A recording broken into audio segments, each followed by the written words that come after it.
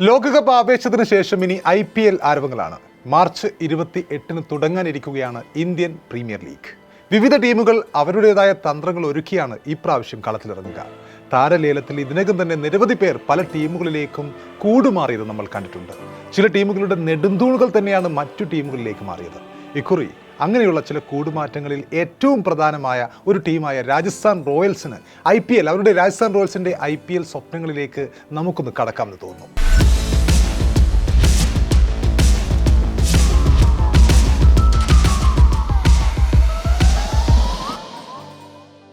രാജസ്ഥാനെ സംബന്ധിച്ചിടത്തോളം ഏറ്റവും നിർണായകവും ഒരു പുതിയ തുടക്കവും ആകുന്ന ഒരു ടൂർണമെൻ്റ് ആയിരിക്കും ഈ IPLൻ്റെ 19ാമത്തെ സീസൺ.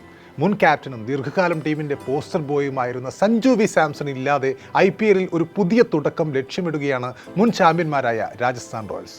നമുക്കറിയാം, സഞ്ജുവിൻ്റെ ടീമാണ് രാജസ്ഥാനോളം സഞ്ജുവിനെ സപ്പോർട്ട് ചെയ്ത മറ്റൊരു ടീമും ഉണ്ടായിട്ടില്ല IPLൽ. ഇന്ത്യൻ ടീമിൽ പോലും ഇടമില്ലാത്ത സമയത്തെ സഞ്ജുവിനെ ക്യാപ്റ്റനായി അവരോധിച്ച ടീമാണ് രാജസ്ഥാൻ. T20 ലോകകപ്പിൽ ഇംഗ്ലണ്ടിനെ കിരീടത്തിലേക്ക് നയിച്ച ജോസ് ബട്ട്ലർ അടക്കമുള്ളവർ ആ ടീമിൽ ഉണ്ടായിരുന്നിട്ടും സഞ്ജുവിൽ വിശ്വാസം അർപ്പിച്ചിരുന്ന ഒരു രാജസ്ഥാൻ മാനേജ്മെൻറ്റിനെ നമ്മൾ കണ്ടിട്ടുണ്ട്. എല്ലാം പഠിക്കാനുള്ള ഒരു തുറന്ന മനസ്സാണ് സഞ്ജുവിനെ ഞങ്ങൾക്ക് ഏറ്റവും പ്രിയപ്പെട്ടവനാക്കുന്നത്. കഴിഞ്ഞ കുറച്ച് വർഷങ്ങളായി അവൻ അതിശയിപ്പിക്കുന്ന രീതിയിൽ സ്വയം വളരുകയായിരുന്നു. ക്യാപ്റ്റൻസി ഏറ്റെടുത്തതിന് ശേഷം 2ാം വർഷത്തിൽ തന്നെ സഞ്ജു രാജസ്ഥാനെ ഫൈനലിൽ എത്തിച്ചിട്ടുണ്ട്. അതൊരു ചെറിയ നേട്ടമല്ല, വളരെയധികം അഭിനന്ദനങ്ങൾ അർഹിക്കുന്ന നേട്ടമാണ്. കളിക്കാരെ മാനേജ് ചെയ്യുന്നതിലും അവരെ പ്രചോദിപ്പിക്കുന്നതിലും അവരുമായി ഇടപഴകുന്നതിലും സഞ്ജു വേറെ ലെവലാണ്. അവൻ ചെയ്യുന്നത് അത്രത്തോളം കളിക്കളത്തിൽ കാണിക്കുന്നില്ല. അവൻ ചെയ്യുന്ന ജോലി അധികമാരും കാണാത്തതാണ്. രാജസ്ഥാൻ റോയൽസ് ഇത്രത്തോളം സക്സസ്ഫുൾ ആയതിൻ്റെ പ്രധാന കാരണം തന്നെ സഞ്ജുവാണ്. സഞ്ജു എപ്പോഴും ഞങ്ങൾക്ക് വേണ്ടപ്പെട്ടവനാണ്. അവൻ വലിയ താരമാണ്. പലരുമായും താരതമ്യം ചെയ്യുമ്പോൾ അവൻ ചെറുപ്പമായിരിക്കാം, പക്ഷേ അവന് വലിയ അനുഭവ സമ്പത്തുണ്ട്. കൂടാതെ പാഷനേറ്റ് ആണ് എന്നാണ്. മുമ്പൊരിക്കൽ എന്തുകൊണ്ടാണ് സഞ്ജു സാംസനെ ക്യാപ്റ്റനാക്കിയത് എന്ന ചോദ്യത്തിന് 2021 മുതൽ 2025 വരെ രാജസ്ഥാൻ റോയൽസിൻ്റെ CEO ആയി പ്രവർത്തിച്ച ജെയ്ക്ക് ലൂഷ് മക്രമിനോട് ചോദിച്ചപ്പോൾ അദ്ദേഹം പറഞ്ഞ ഉത്തരം ഇത്രയുമാണ്. ശരിയാണ്, സഞ്ജുവിൻ്റെ നായകത്വത്തിൽ 2021 ടീം പ്ലേ ഓഫ് കാണാതെ പുറത്തായെങ്കിലും തൊട്ടടുത്ത വർഷം ഗംഭീര പ്രകടനമായിട്ടായിരുന്നു രാജസ്ഥാൻ തിരിച്ചു വന്നത്. സഞ്ജുവിന് കീഴിൽ അന്ന് ഫൈനൽ വരെ എത്താൻ അവർക്ക് കഴിഞ്ഞിട്ടുണ്ട്. പക്ഷേ കിരീടപ്പോരിൽ ഹാർദിക് പാണ്ഡ്യയുടെ ഗുജറാത്ത് ടൈറ്റൻസിനോട് കീഴടങ്ങുകയായിരുന്നു അന്ന്. എങ്കിലും 2008-ലെ പ്രഥമ സീസണിന് ശേഷം രാജസ്ഥാനെ ഫൈനലിലെത്തിച്ച നായകനായി അന്ന് സഞ്ജു മാറുകയും ചെയ്തു. 2013-ൽ രാജസ്ഥാൻ റോയൽസിലൂടെ IPL കരിയർ ആരംഭിച്ച താരമാണ് സഞ്ജു വിശ്വനാഥ് സാംസൺ. 2016-17 സീസണുകളിലും റോയൽസ് ലീഗിൽ നിന്നും സസ്പെൻഡ് ചെയ്യപ്പെട്ട ആ ഒരു സമയത്ത് ആ 2 സീസണുകളിൽ അദ്ദേഹം ഡൽഹി ക്യാപിറ്റൽസിൻ്റെ ഭാഗമായിരുന്നു. പിന്നീട് 2012-ൽ രാജസ്ഥാൻ റോയൽസ് ലീഗിലേക്ക് മടങ്ങിയെത്തിയപ്പോൾ സഞ്ജുവിനെയും അവർ തിരികെ വാങ്ങുകയായിരുന്നു. ഇതുവരെ IPLൽ 177 മത്സരങ്ങളിൽ സഞ്ജു കളിച്ചിട്ടുണ്ട്. ഇവയിൽ 30.95 എന്ന ശരാശരിയിൽ 139.05 എന്ന സ്ട്രൈക്ക് റേറ്റിൽ 4704 റൺസാണ് സഞ്ജു നേടിയിട്ടുള്ളത്. ഇതിൽ 3 സെഞ്ചുറികളും 26 ഫിഫ്റ്റികളും ഉൾപ്പെടുന്നു. 2021 IPLൽ 484-ഉം 22 സീസണിൽ 458-ഉം 2024 സീസണിൽ 531 റൺസും സഞ്ജു സ്കോർ ചെയ്തിരുന്നു. അദ്ദേഹത്തിൻ്റെ കരിയറിലെ ഏറ്റവും മികച്ച 3 സീസണുകളും ഇതുതന്നെയാണ്. അപ്പോൾ അങ്ങനെയുള്ള സഞ്ജു 2013 ശേഷം സഞ്ജുവില്ലാതെ ആദ്യമായിട്ടാണ് ഒരു റോയൽസിനെ നമ്മൾ കാണാൻ പോകുന്നത്. മാർച്ച് 30-ന് രാജസ്ഥാൻ റോയൽസ് ആദ്യ മത്സരത്തിന് ഇറങ്ങുമ്പോൾ മറുഭാഗത്ത് ചെന്നൈ സൂപ്പർ കിങ്സിൻ്റെ മഞ്ഞക്കുപ്പായത്തിലായിരിക്കും സഞ്ജു ഉണ്ടാകുക. ഈ സീസണിലെ ഏറ്റവും വലിയ കൂടുമാറ്റമായിരുന്നു അത്. മഹേന്ദ്ര സിംഗ് ധോണി വിരമിക്കുമ്പോഴത്തേക്കും വിക്കറ്റ് കീപ്പർ റോളിലേക്ക് CSKക്ക് ലഭിക്കാവുന്നതിൽ വെച്ച് ഏറ്റവും നല്ല ഓപ്ഷനാണ് സഞ്ജു സാംസൺ. കൂടാതെ ധോണിക്ക് ശേഷം ക്യാപ്റ്റൻസി മെറ്റീരിയൽ കൂടിയാണ് സഞ്ജു സാംസന്റെ ക്യാപ്റ്റൻസിയെ MS ധോണിയുടേതുമായിട്ടാണ് പലരും താരതമ്യം ചെയ്തത് എന്ന് നമുക്കറിയാം. ഏത് സമ്മർദ്ദഘട്ടത്തിലും വളരെ സംയമനം പാലിച്ചുകൊണ്ട് കൂളായി തീരുമാനങ്ങൾ എടുക്കാനുള്ള ധോണി പോലെയായിരുന്നു സഞ്ജുവിൻ്റെയും രാജസ്ഥാനൊപ്പമുള്ള നായകനായുള്ള പെരുമാറ്റമൊക്കെയും.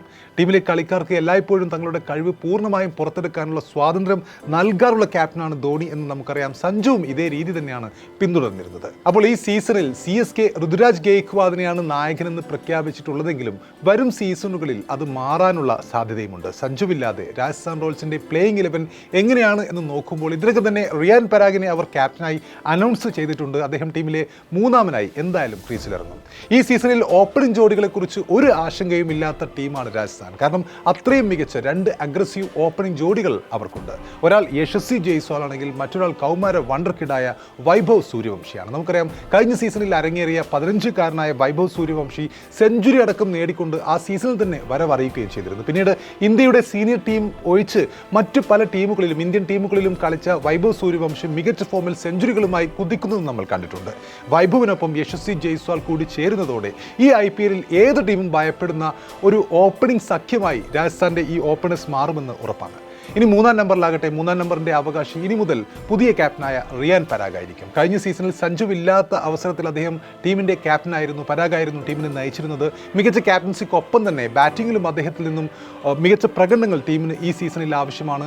ആങ്കർ റോളിലുള്ള ഇന്നിംഗ്സുകൾ അദ്ദേഹത്തിൽ നിന്നും ടീം ഒരുപാട് പ്രതീക്ഷിക്കുകയും ചെയ്യുന്നുണ്ട് ഈ സീസണിൽ. പരാഗിന് പിന്നാലെ 4-ാം നമ്പറിൽ ഇറങ്ങുക വെസ്റ്റ് ഇൻഡീസിന്റെ അഗ്രസീവ് ബാറ്ററായ ഷിംറോൺ ഹെറ്റ്മെയർ ആയിരിക്കും. നമുക്കറിയാം ഈ കഴിഞ്ഞ T20 ലോകകപ്പിൽ വിൻഡീസിനായി 3-ാം നമ്പറിൽ എത്തിക്കൊണ്ട് മികച്ച ഇന്നിംഗ്സുകൾ ഒരുപാട് നേടിക്കൊണ്ട് കസറിയ താരമാണ് ഷിംറോൺ ഹെറ്റ്മെയർ. ടോപ്പ് ഓർഡറിൽ താൻ ശോഭിക്കുമെന്ന് വിൻഡീസിനൊപ്പമുള്ള ഈ T20 ലോകകപ്പിൽ അദ്ദേഹം തെളിയിച്ചിട്ടുണ്ട്. അപ്പോൾ അദ്ദേഹം 4-ലേക്ക് വരുമ്പോൾ, അദ്ദേഹത്തെ 4-ലേക്ക് രാജസ്ഥാൻ റോയൽസ് പ്രൊമോട്ട് ചെയ്യുമ്പോൾ തീർച്ചയായും റോയൽസിന് അതൊരു ബോണസ് ആയിരിക്കും. കഴിഞ്ഞ സീസണിൽ ഫിനിഷിങ്ങിലെ പാകപ്പിഴവുകൾ കൊണ്ട് ഒരുപാട് വിമർശനങ്ങൾ നേരിട്ട താരമാണ് ഷിംറോൺ ഹെറ്റ്മെയർ. അപ്പോൾ അത് മാറ്റി എഴുതാൻ അദ്ദേഹത്തിന് സാധിക്കുമോ എന്ന് ഈ സീസണിൽ നമുക്ക് കാത്തിരുന്ന് കാണാം.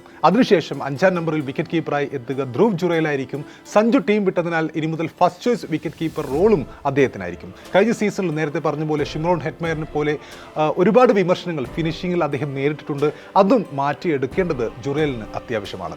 ജുറേലിന് പിറകെ 6-ാം നമ്പറിൽ ബാറ്റ് ചെയ്തെടുക്കുക ഇംഗ്ലീഷ് സീം ബോളിംഗ് ഓൾറൗണ്ടറായ സാം കറനാണ്. CSKക്കൊപ്പം മികച്ച രീതിയിൽ ഓൾറൗണ്ട് പ്രകടനം കാഴ്ചവെച്ച താരമാണ്. ബാറ്റിങ്ങിനൊപ്പം ബോളിങ്ങിലും ഒരു ഇമ്പാക്റ്റ് ഉണ്ടാക്കാൻ കഴിയുന്ന താരമാണ് സാം കറൻ. ഈ ലോകകപ്പിലടക്കം നമ്മൾ കണ്ടിട്ടുണ്ട്.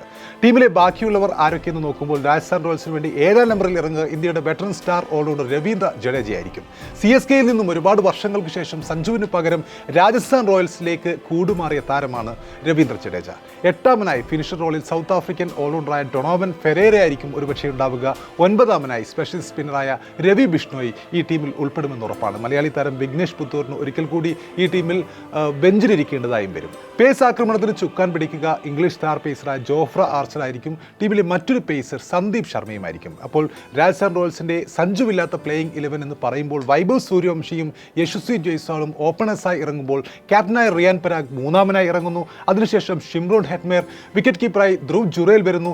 ശേഷം Sam Curran, Ravindra Jadeja, Donovan Ferreira എന്നീ ഓൾറൗണ്ടേഴ്സ്. ബോളേഴ്സായി രവി ബിഷ്ണോയ്, ജോഫ്ര ആർച്ചർ, സന്ദീപ് ശർമ്മ എന്നിവരും ഈ സീസണിൽ രാജസ്ഥാന്റെ പ്ലേയിങ് 11-ൽ ഇറങ്ങുമെന്നാണ് കരുതപ്പെടുന്നത്.